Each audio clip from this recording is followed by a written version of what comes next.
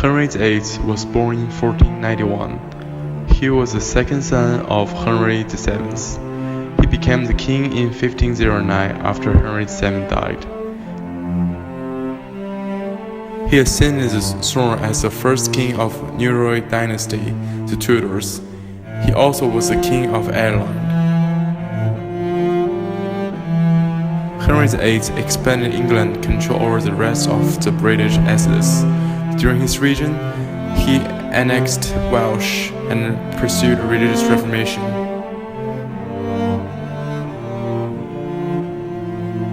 He had 6 marriages in his whole life.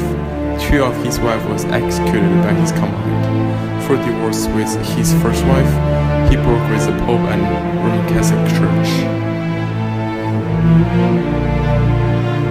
The biggest influence that Henry VIII made to England was the religious reformation. After England broke with the Roman Catholic Church, the clergy were dismissed. Lands and profits that belonged to the church before were belonged to the British government. The power and wealth moved to the noble class of England.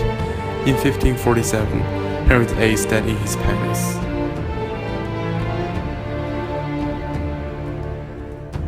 Edward VI was King of England and Ireland from January 28, 1537 until his death in 1553. In February of 1553, at age 15, Edward fell ill. When his sickness was discovered to be terminal, he and his council drew up a device for the succession, attempting to prevent the country's return to Catholicism. When he died, Mary took over. The Elizabethan religious settlement was a response to the religious divisions in England. This response, described as the Revolution of 1559, was set out in 2 acts of the Parliament of England. The Act of Supremacy of 1558 re-established the Church of England's independence from Rome. Queen Elizabeth I was the daughter of King Henry. She had a very complicated childhood with mother dying at age 2. She was raised just like any other royal child, receiving education at a young age. She was queen at a very young age, with her father dying young also. She had a very long reign because her people supported her.